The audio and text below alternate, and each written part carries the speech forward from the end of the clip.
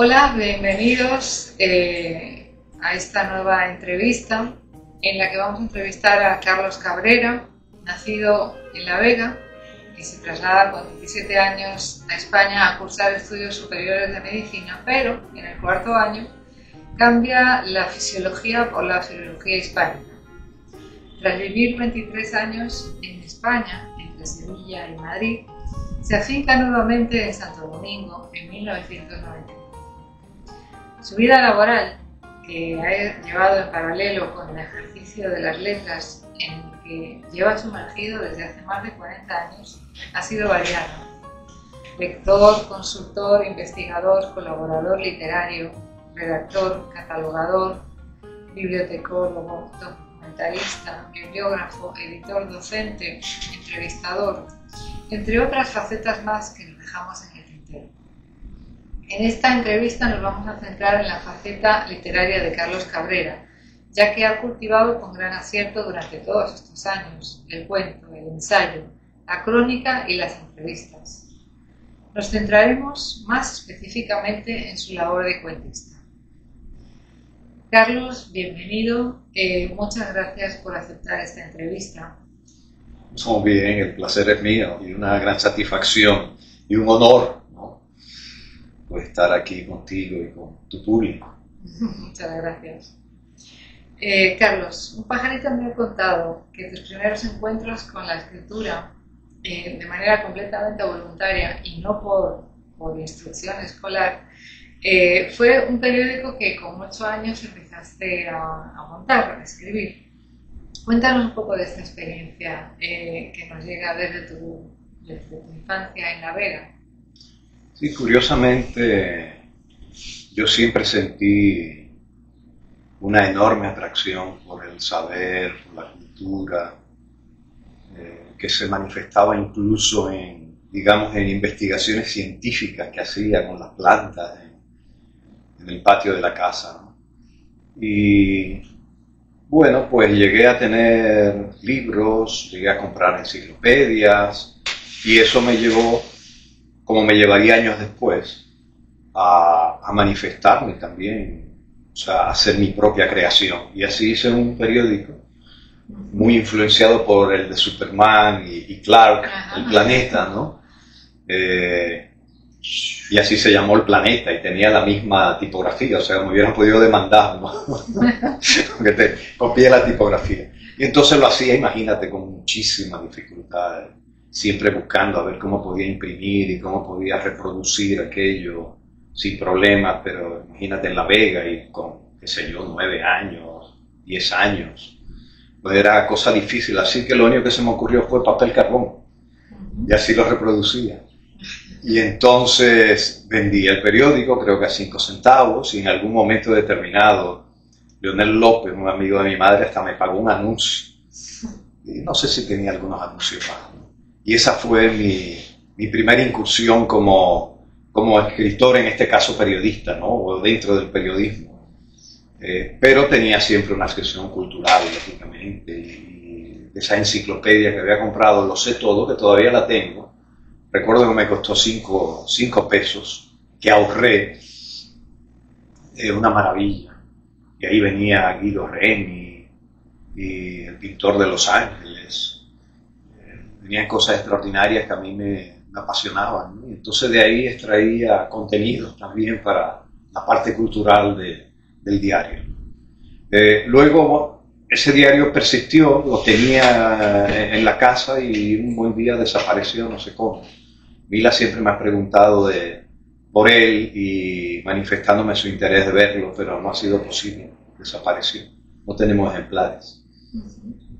Increíble.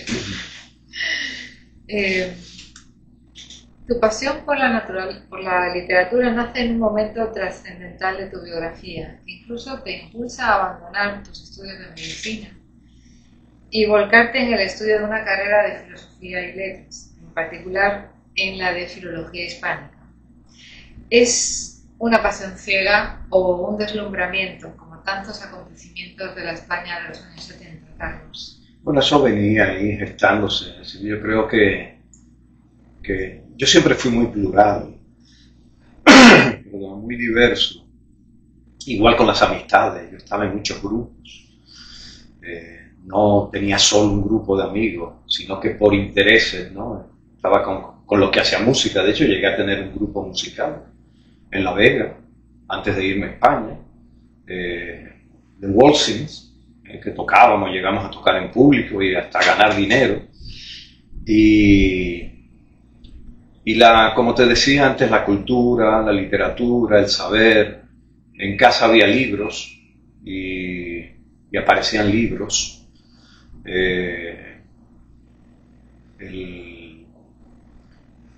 Muchos libros a los que mi madre se había suscrito en entidades que en ese momento no pues ofertaban libros, pero también revistas, ¿no? París Mars y Bohemia.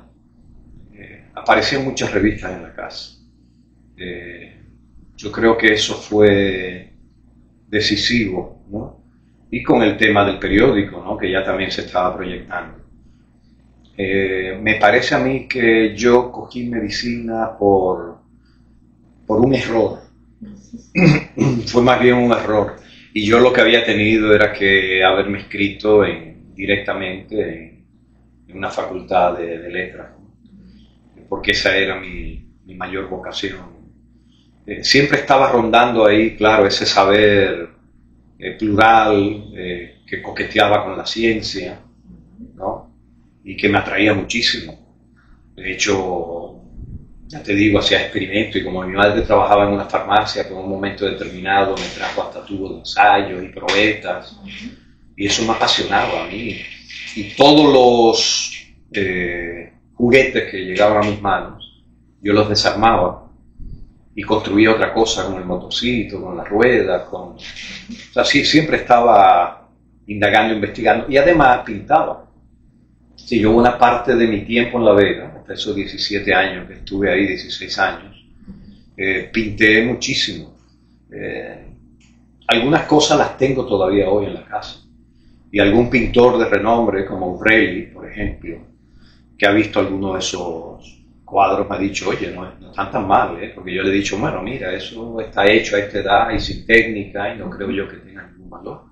Me ha dicho, bueno, está algo que para mí es emblemático, es la nostalgia del infinito de Giorgio de Chirico, desde su etapa metafísica del italiano, el pintor surrealista italiano, que es un cuadro que para mí, no sé, lo descubrí con 9, 10 años, no sé a qué edad, lo reproduje en acuarela. Y cuando volví de España, que volví por Nueva York, me lo encontré de golpe en el MoMA, el cuadro.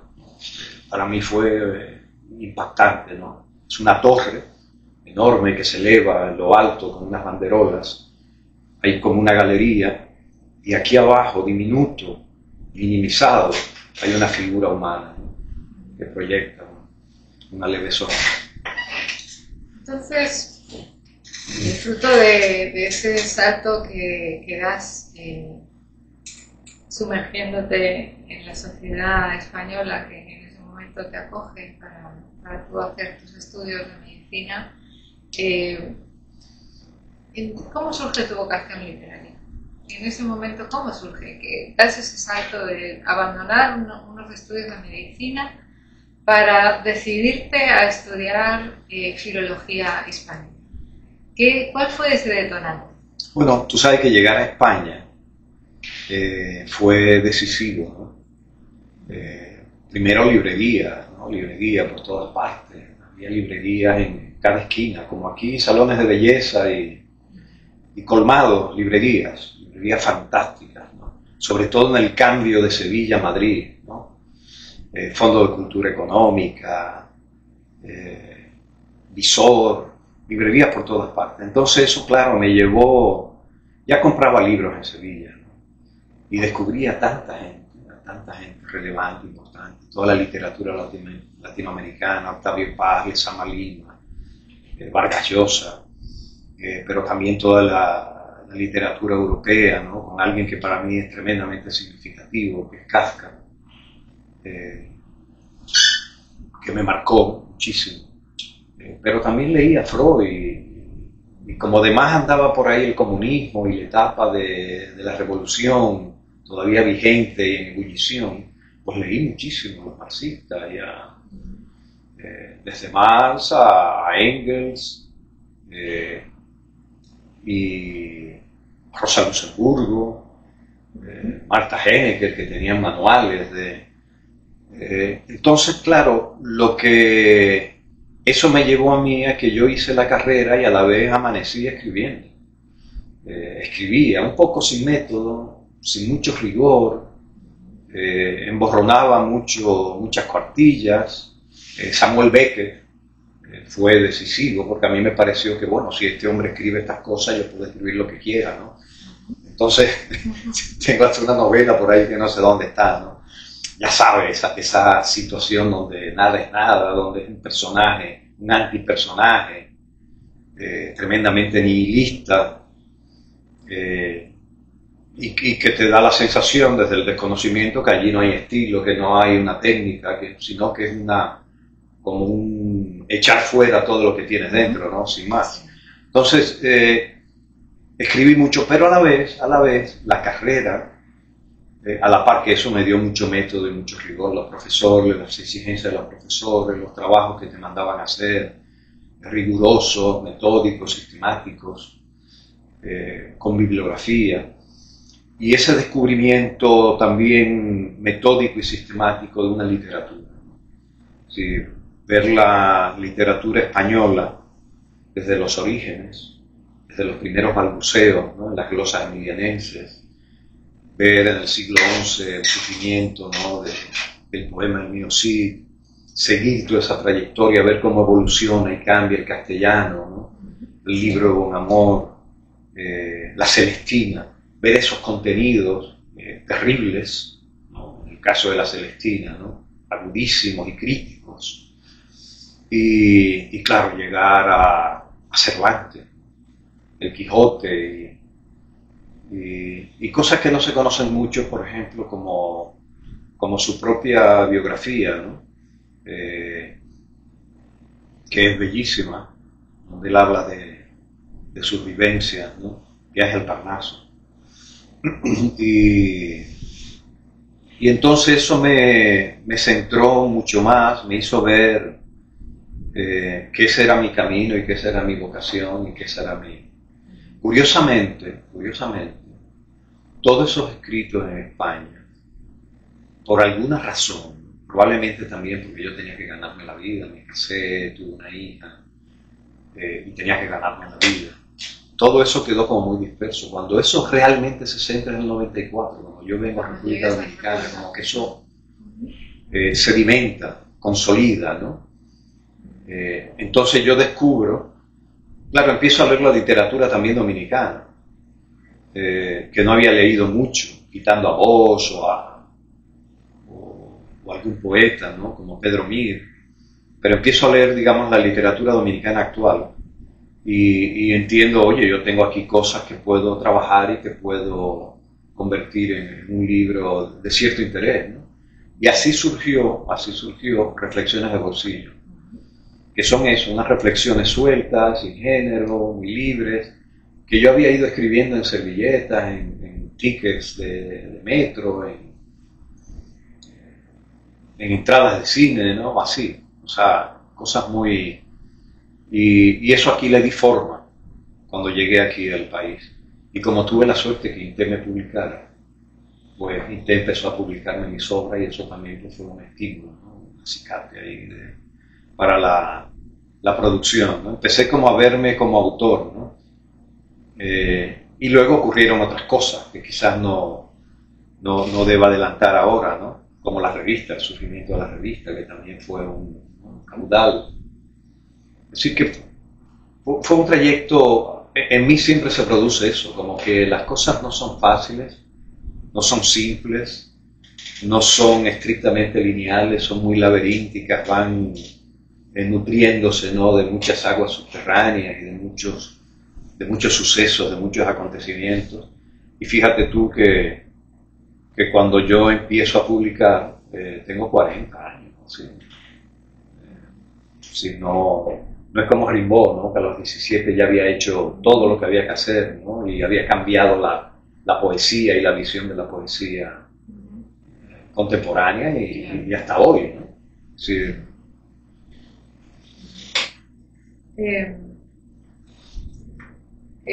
Hablas de reflexiones de bolsillo y también tienes otra obra llamada Tiempos difíciles, ensayos sociales, culturales y filosóficos, que son publicados en 2002 y 2010 respectivamente, largamente gestados, como nos estás contando. ¿Obedecen a alguna íntima protesta estos textos? ¿Cuáles son tus motores en ese momento personalísimo de la escritura? Sí, hablaste de reflexiones de bolsillo primero, ¿no? Sí. Sí, reflexiones, como te dije antes, fue como la vida misma, ¿no? Es decir, como casi un diario, pero un diario como hago yo los diarios, es decir, que a mí no me gusta yo involucrarme, yo hablar de mí, o sea, yo no soy un poeta lírico. Me gusta más la broma, el asombro, el romper la realidad, el abrir huecos y que tú caigas por ahí y no se sabe a qué dimensión. Y eso lo fui como, quizás por esa línea directa con Kafka, ¿no? Y otros autores así, ¿no? El mismo Borges, Jorge Luis Borges. Entonces, Reflexiones de bolsillo obedece a eso, ¿no? La vivencia diaria, la cotidianidad, la muerte, la nostalgia, el asombro, una simple ave de pájaro que te cae en el pie y que para mí tiene un significado, ese tipo. Pero los ensayos obedecen a otra dinámica y a otra intencionalidad. Fue mi impacto con la sociedad dominicana en el 94, una sociedad en la que yo no había vivido realmente como adulto, me había ido siendo un niño en definitiva, y cuando llego aquí veo vamos a llamarle desorden, esta situación de caos permanente que se asume como la realidad y como lo aceptable y incluso hasta lo bueno, ¿no? Porque hay quien exalta eso, ¿no? Aquí hay libertad, ¿no? Cuando veo esa situación, mi respuesta a ese asombro y a ese impacto y a ese disgusto también fueron esos ensayos, ¿no? Tiempos difíciles. Que yo creo que luego se hicieron como más difíciles todavía, ¿no? Y en el mundo en su conjunto, ¿no? Pero ahí se habla del tránsito, y de una manera dramática. Nuestros sufridos y maltratados peatones. Curiosamente, con esa fortuna que yo tengo de cuando voy a hacer algo, así como hay un trayecto muy largo, ¿no? Para llegar a las cosas, cuando me pongo a hacerla todo como que confluye, ¿no? Como que afluye, como que fluye, ¿no? Y viene a mí, ¿no? Como un caudal, ¿no? Entonces, ese artículo está hecho con artículos de periódicos y todos me llegaron a la mesa ahí y con estadísticas recientes y son cosas terribles porque sobre todo habla de las víctimas del tránsito, ¿no? Más que nada, con situaciones tremendas. Como ese hay otros, ¿no? Poner un país en el mundo, eran los tiempos del PLD y de una visión como que este país era extraordinario y único y como que estábamos situados ya, ¿no? en el trayecto del sol, ¿no? Por citar a Pedro Mir. Entonces cuestiono eso, ¿no? Bueno, estamos realmente en el mundo y qué hay que hacer para poner un país en el mundo. Son ensayos que tienen un subtítulo, ensayos literarios, sociales, literarios y filosóficos. O sea que hay tres, al final, que hablan de la muerte, que hablan del amor, que hablan de esas situaciones llamadas ontológicas del ser, ¿no? Hay muchos sociales y hay literarios porque yo ahí recogí lo que era mi columna como editor y como director de Caudal. Entonces ahí hay muchos artículos, bueno, todos los que hice para Caudal los incorporé ahí, que son muy breves, muy breves. Hay uno que recuerdo con particular satisfacción, que es uno que dediqué a Noam Chomsky, Noam Chomsky, el intelectual norteamericano, que como recordarás, publicamos en Caudal, como recordarás, tú contribuiste a pulir esa entrevista porque tenía aspectos ahí sociales y económicos que yo no podía tratar. La tradujimos del inglés y todo aquello de percentiles, quintiles, Sí. toda esa jerga, ¿no? Después fuiste tú la que terminaste de darle forma. Entonces hay un breve apuntito más que ensayo, ¿no? Sobre él y su vocación de servicio, su preocupación por lo social, su entrega, ¿no? A las causas más justas, desde su atalaya en el MIT en aquel tiempo, ¿no? En el MIT, en los Estados Unidos. Carlos, volviendo a los cuentos, a los microcuentos, tienes otro libro llamado Conjuros y otros microcuentos, donde simplificas todavía más la extensión de tus textos y casi se convierten muchos de ellos en haikus, esos herederos de la tradición literaria japonesa. ¿Qué se resuelve en esos conjuros? ¿Hay algo que quieras extender a través de esa producción de esos pequeños cuentos? Sí, fíjate que de hecho se llaman conjuros, ¿no? Hay mucho de juego, hay mucho de ensalmo, de fórmula encantatoria, hay mucho de reto, de ver dónde están los límites de la realidad, los límites del género, los límites de la misma literatura, es decir, ¿qué puedes contar sin que el lector se escandalice y tire el libro, ¿no? Porque claro, está el tema de que en la literatura tú tienes primero que seducir al lector, atraparlo, conseguir que siga leyendo, y desde luego ahí entra en juego la verosimilitud, ¿no? Cuentes lo que cuentes, lo cuentes como lo cuentes, tiene que estar trabado de tal modo que suspenda la racionalidad del lector, que llegues a un acuerdo. Digo, ¿no? Bueno, esto es un juego y yo voy a entrar en este juego, ¿no? Esto es ficción y yo voy a entrar en el juego de la ficción, pero eso tienes que construirlo. Entonces, eso me encanta, ¿no? Es decir, yo creo que, sin pecar de modestia, ¿no? que como que descubrí un huequito ahí muy singular, ¿no? Un espacio donde, como decía antes, ¿no? Donde caen los personajes que tú no sabes qué espacio es ese, el sueño, la vigilia, la vida, la muerte, todo eso está en una misma dimensión, ¿no? O sea, no hay fronteras, todo eso es poroso. Entonces tú te despiertas un día y resulta que no, que tú no te has despertado y que tú no estás vivo y que tú eres un muerto, ¿no? Los animales, que me interesan muchísimo, porque también hay mucho en esos conjuros. Es conjuro contra el mal, es conjuro contra la mezquindad, es conjuro contra la estolidez, es conjuro contra la estulticia, contra la falta de visión, conjuros contra la falta de amplitud de miras y la falta de sensibilidad, ¿no? Entonces, los animales. ¿Yo soy mejor como animal? ¿O el animal es como yo? O quizás en algún momento el animal es aún mejor que yo, ¿no? Entonces, ese juego ahí está, ¿no? También permanentemente. O sea que de nuevo rompemos otras fronteras, ¿no?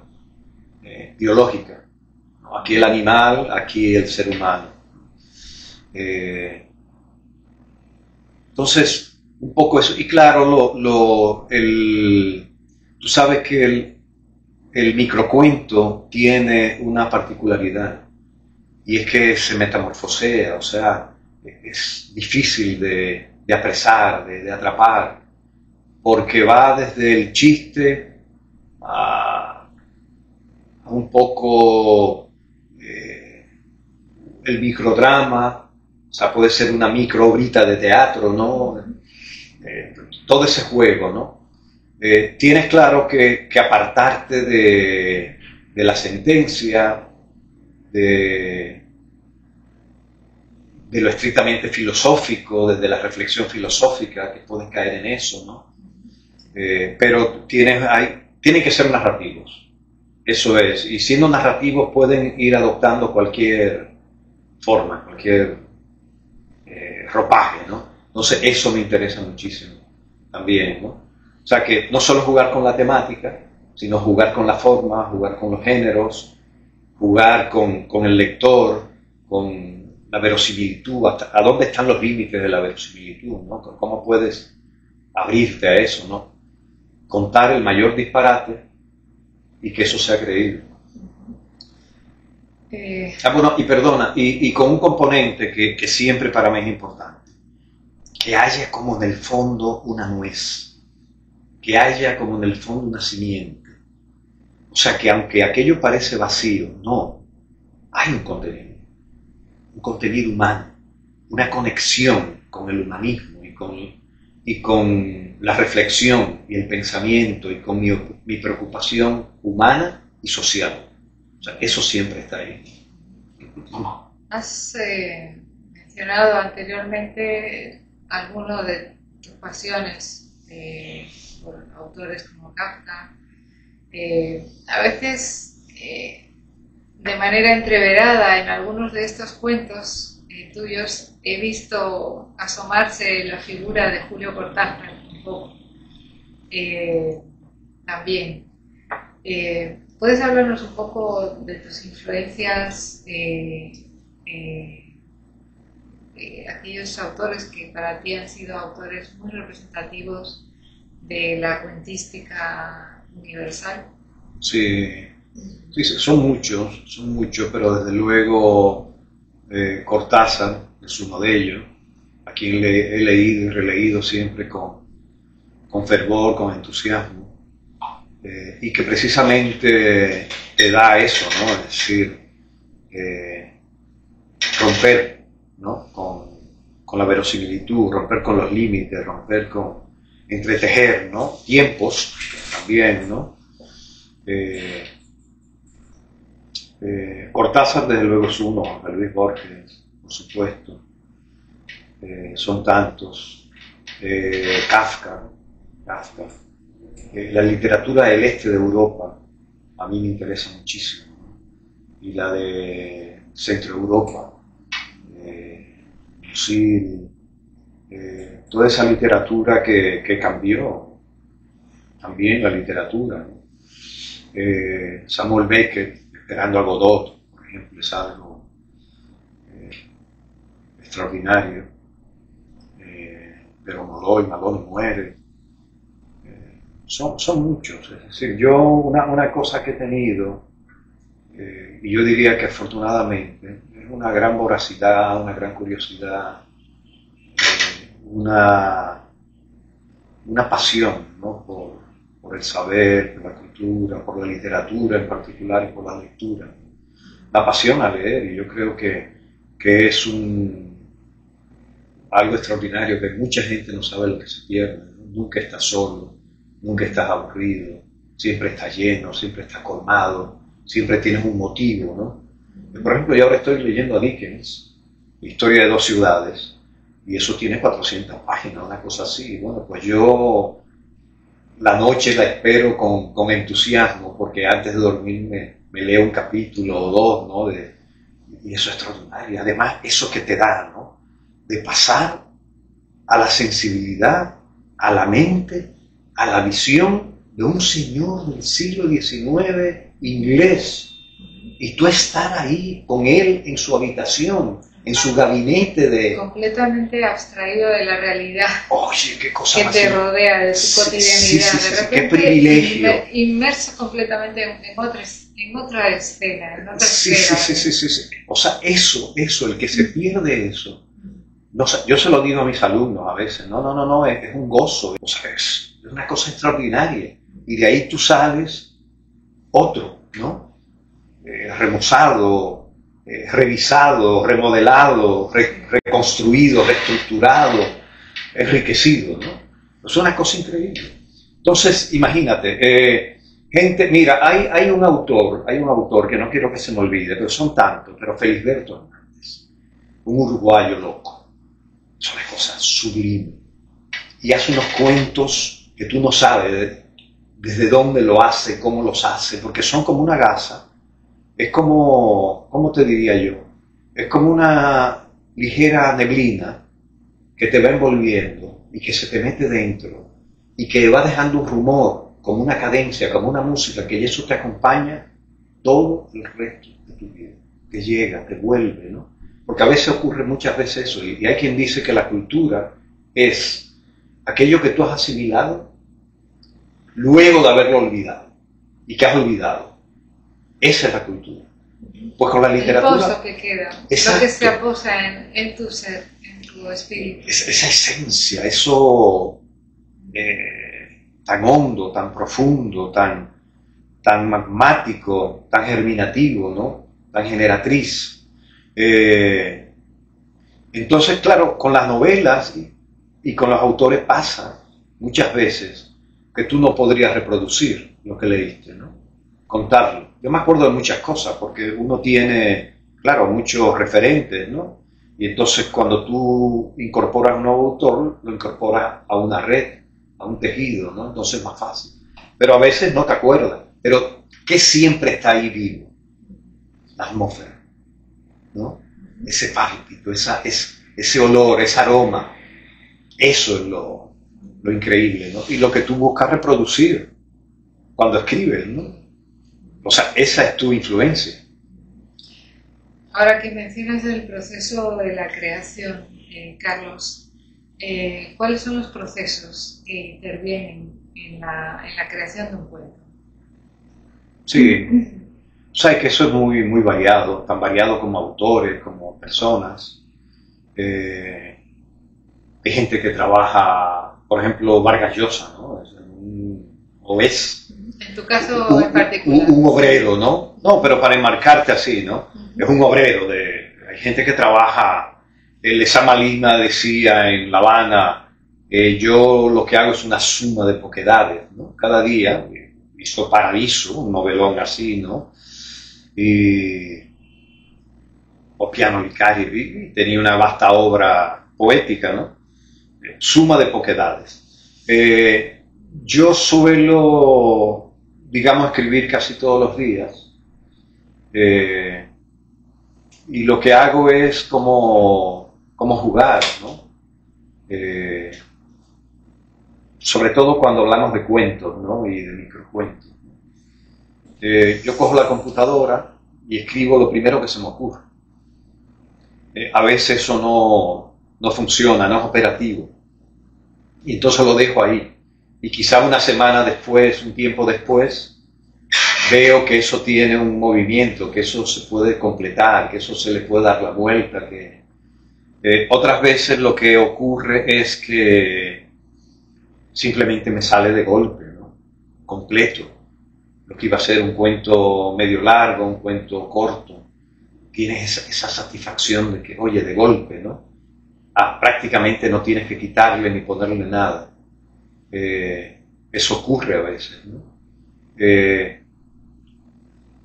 Te viene una imagen, te viene una palabra, te viene una frase, y entonces, a partir de ahí, es como una espoleta, ¿no? Es como si te dieran un estímulo, ¿no? Externo, que es interior, ¿no? Un estímulo interior que pone en marcha todo el mecanismo, ¿no? Luego viene pulir, salvo esos cuentos o esos textos que salen redondos ya a la primera. Hay casi un consenso universal, ¿no? Quitando gente como Juan Carlos Onetti, que creo que no corregía, no escribía a mano, escribía en la cama, y así hizo todo el montón de novelas que hizo. La mayoría de autores dicen que lo fundamental es lo que quitas, que escribir es suprimir, que escribir es tachar, no propiamente poner. Entonces, en mí hay eso, porque para mí hay algo fundamental en la escritura, fundamental, y es la rigurosísima precisión. el decir lo que quieres decir y con las palabras que realmente necesitas decir. Un ejemplo, una vez leyendo una novela escrita a dos manos, alguien decía, en la noche se escuchaban los acordes de una trompeta. Bueno, yo jamás escribiría eso, porque yo sé que la trompeta no da acordes, da arpegios. Entonces yo soy en ese sentido terriblemente riguroso a lo largo de la frase, a lo largo de los párrafos, a lo largo de todo el texto, ¿no? Entonces eso te lleva a corregir y a ver la situación, si realmente la estás plasmando como... Bueno, hoy vi yo este libro de cuentos de conjuros y hay una palabra que yo voy a cambiar en uno de los textos. Te vamos a pedir tener el privilegio de que nos leas alguno de los cuentos de ese libro para conocer una pequeña muestra perfecto. de esa obra. ¿Qué te parece si... lo hacemos ahora. Sí. Vamos a... He seleccionado unos aquí. Aunque tú sabes que los autores, cuando empezamos a leer, no queremos parar luego, pero no tenemos mucho tiempo, ¿no? Mira, hay uno que tiene que ver con eso que yo decía, ¿no? ¿Qué pasa con los animales? Entonces, este dice, se llama Jinete.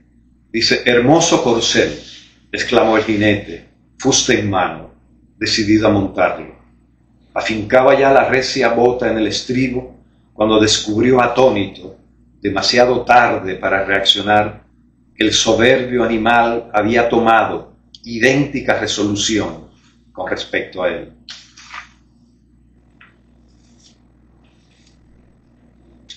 Este es real, porque este es un sueño recurrente en mí, que ahora hace tiempo que no aparece, quizá desde que escribí esto, se llama Sueños Realizados, pero es real, es decir, simplemente reproduje. Dice, no sabía cómo había sucedido, pero por fin ahí estaba el sueño de toda su vida realizado.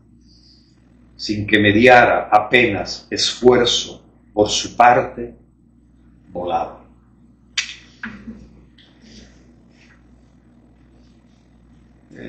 El amor siempre ahí presente, ¿no? Esto se llama mirada 1, que están muy trabados así, mirada 1, mirada 2, mirada 3. Y se miró con tanta intensidad y concentrada atención a la bella mujer que su imagen terminó grabándosele en la retina.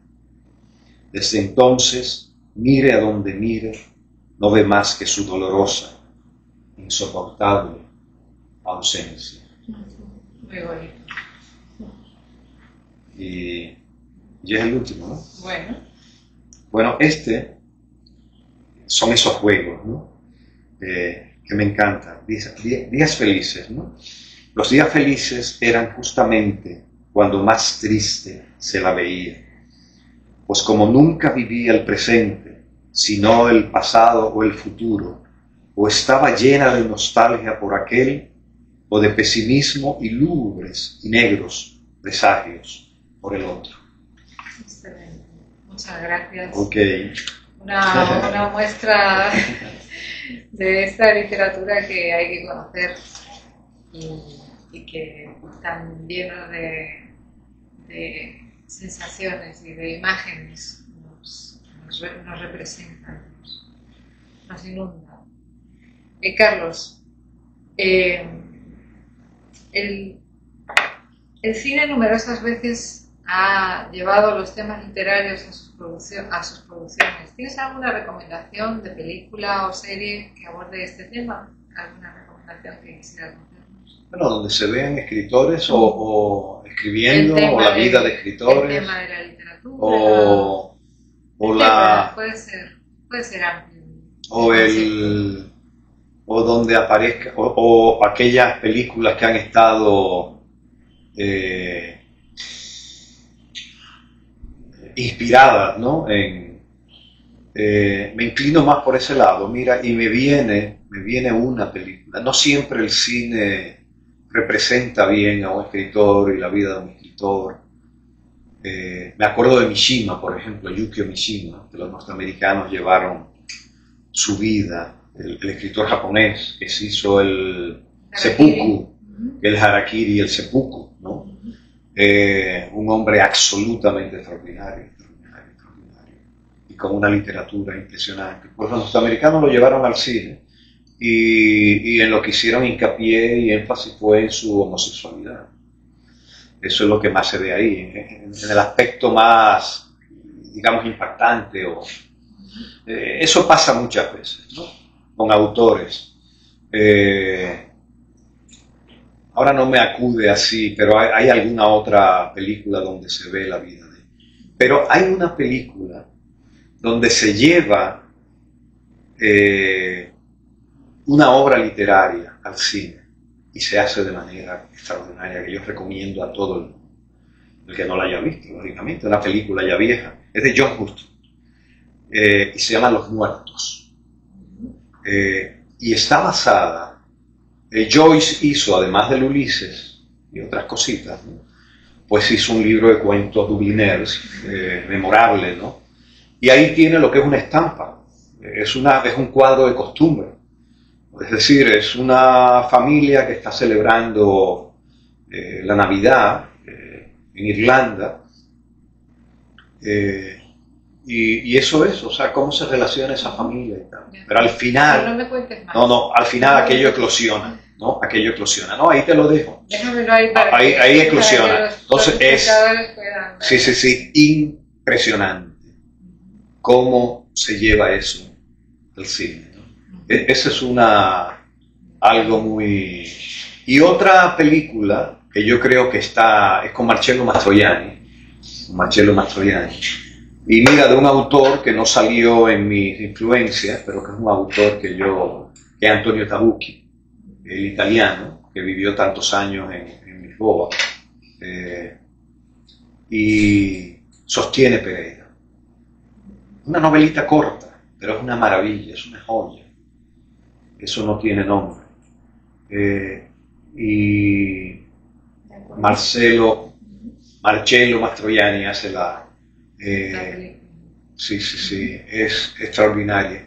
Y hay otra que se llama Trenes rigurosamente vigilados, también, que es de literatura del este.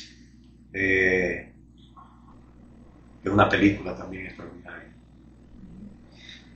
Bueno, pues muchas gracias. Para terminar, vamos a hacer un juego de palabras. Yo te digo una palabra y tú me dices a continuación lo que representa esa palabra para ti. Es algo muy sencillo. Vamos a ver si es verdad. Un compromiso. Para un autor como tú no te va a costar ningún sacrificio ni ninguna complicación. La palabra primera es cuento. Cuento. Toda la vida es un cuento, ¿no? A tale told by idiot, fool or someone fool. Como mucho me puedes decir 2 o 3 palabras. Ok, que equivalgan a cuento. Es algo más... Cuento. Inmediato. Vida. Musa. Bueno, simple inspiración. Amistad. Milagro. Placeres de la vida. El amor. Intelectual. Compromiso. Libro. Aventura. Pasión. Sí. Entrega. Bueno, fuego, ¿no? Muchas gracias. Muchas gracias, Carlos. Bueno. Ha sido un privilegio, un placer enorme tenerte conmigo en esta entrevista y te deseo el mayor de los éxitos en tus proyectos literarios, en general en todos tus proyectos.